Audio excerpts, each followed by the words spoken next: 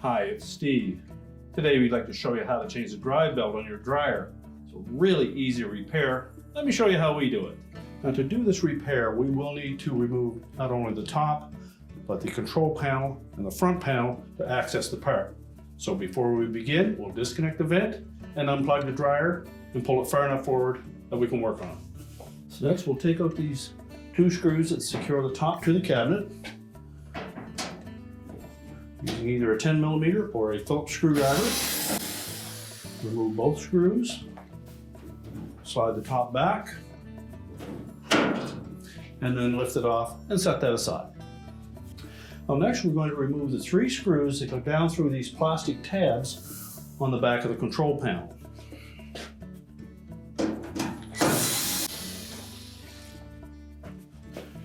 Now just lift up on the back of the control panel, tilt it forward.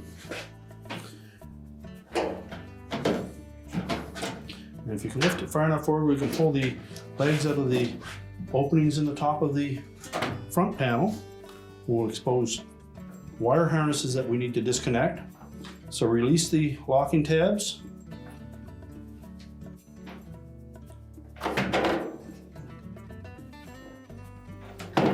Separate the harnesses, and then we're going to set that control panel aside.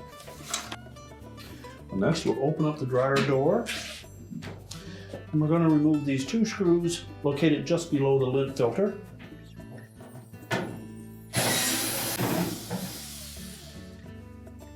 Then we'll remove the screws that secure the top of that front panel to the support piece.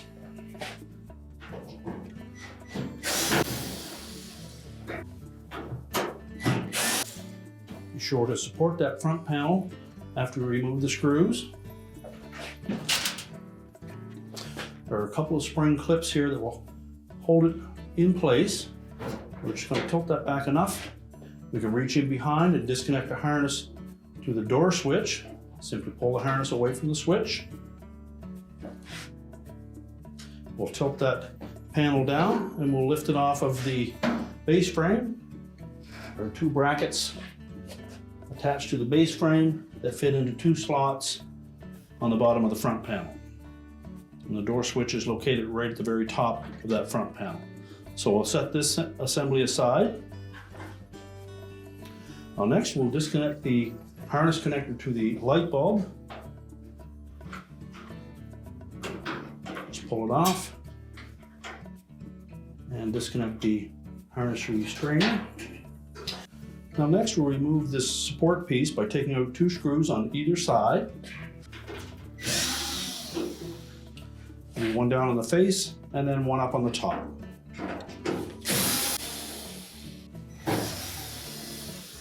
Now in some models there may be an additional screw that secures the housing for the control board to that support piece, so you'll need to remove that as well. And there are four locating tabs that fit into the cabinet, so we may need to flex that support piece just a bit to disengage those. Then you can lift that off and set it aside.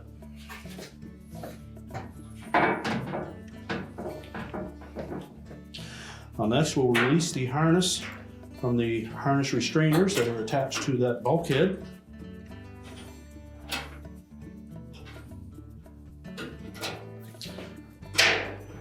And just tuck that out of the way. Then we'll go down to the bottom of the dryer and we're going to disconnect this harness for the sensor. Simply depress the locking tab and separate the harness. So next we're going to remove that bulkhead. We'll need to take out four screws that secure the bulkhead to the cabinet, as well as a single screw that secures the outlet duct assembly to the blower housing.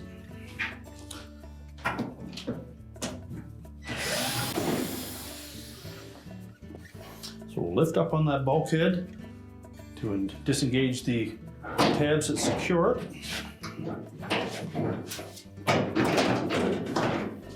You may need to support that drum, and we'll lift the bulkhead away and just set that aside.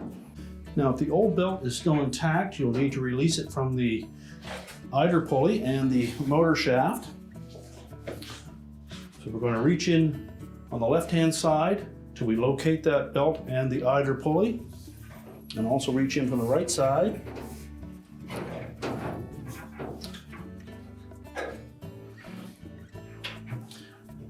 Once you find that idler pulley, you'll note that the belt comes down across the left side of the drum, wraps around the idler pulley, out and then around the motor. So we're going to push that idler pulley to the left, slide the belt off the back of the idler pulley and the motor pulley, slowly release the tension on that idler.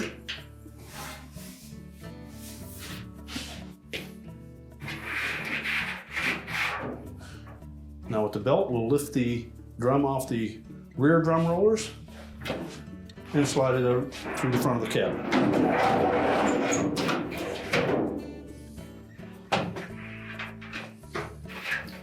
So we'll remove the old belt and discard it. Because it's difficult to know where that belt wraps around the motor and idler pulley, we've removed the drum so that we can show you how that actually threads through those two pulleys. The belt will come around the drum, and on the left side, it will wrap around the top of the idler pulley, tuck in underneath around the motor pulley, and end up in that configuration. So we have the groove side of the belt against the drum and the motor pulley, and the flat side of the belt against the idler pulley.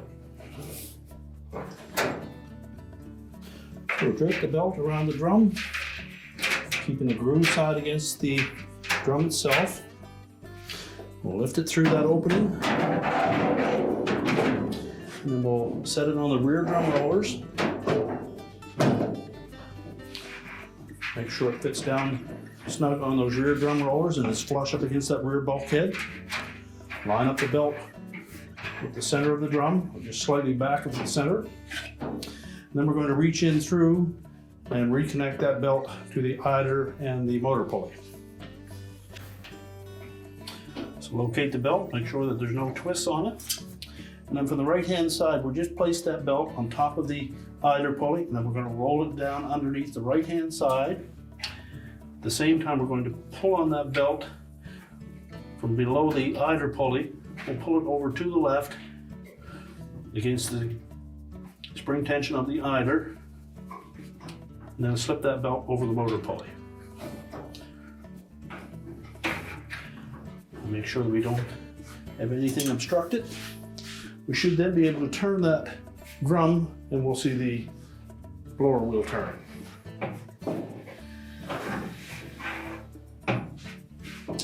So now we're ready to put the front bulkhead back on. Now the bulkhead comes with these little T-slots or tabs that will fit into these slots that will hold it in place until we can attach the screws. But we do need to make sure that the front edge of that drum engages both of the drum rollers. So you need to lift up slightly on that drum.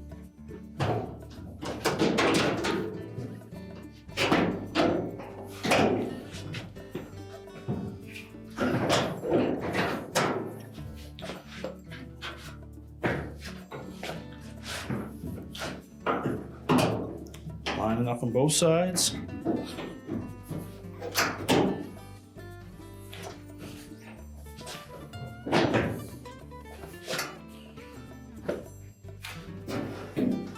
Just reach inside, make sure that the felt hasn't been jammed. Then we should be able to rotate that drum quite freely. We're now ready to install the retaining screws.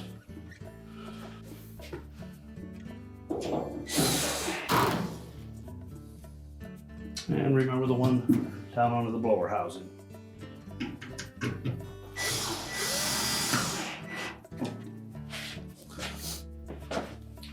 We'll next reconnect that harness. Make sure the locking tab engages. And now we're ready to put the cross support piece back in place. We'll take the wire harness, thread that through the harness restraints,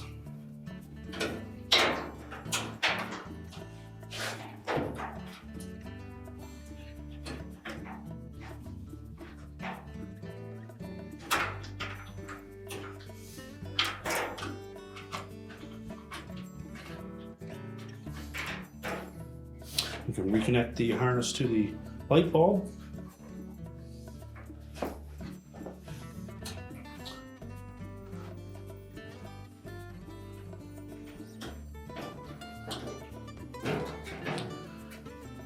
Now when installing that support piece, we want to make sure that we keep this tab in underneath the housing for the control board.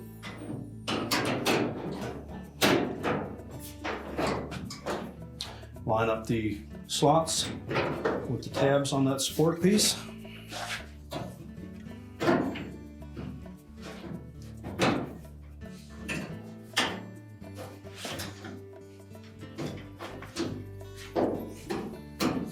And then we'll secure it with the screws.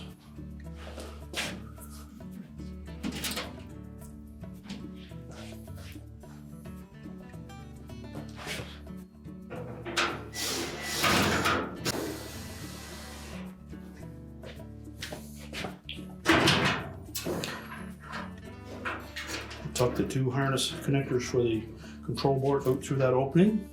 And now we're ready to put the front panel on.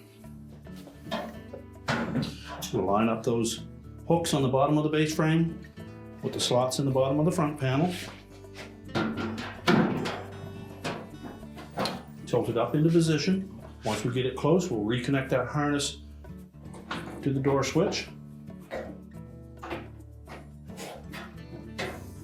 And then we can just press it into place, lining up the spring tabs, which may hold it there until we can attach it with the retaining screws.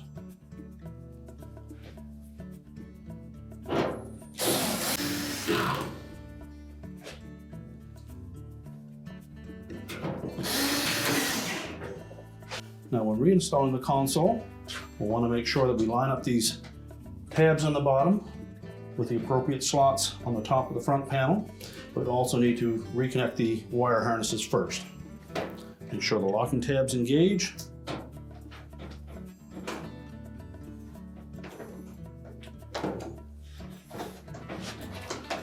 And tuck that down into that opening. Make sure all of those tabs line up. Feed the harness down through that opening.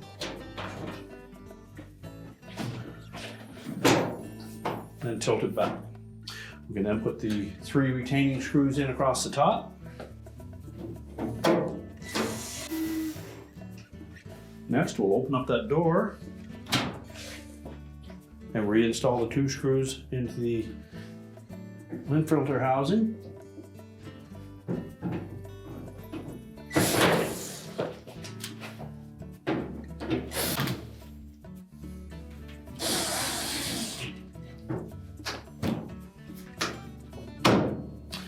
And now we're ready to put the main top back on. Now when installing the main top, we want to make sure that these 2 hooked portions on either side engage 2 shoulder screws that are just back of the console. So just set it back a ½ inch or so behind that control panel. Make sure it sits flush onto the cabinet. Bump it forward. Make sure they engage. And then we'll secure it with the 2 screws at the back. So with the top in place, we'll just install the 2 screws at the back.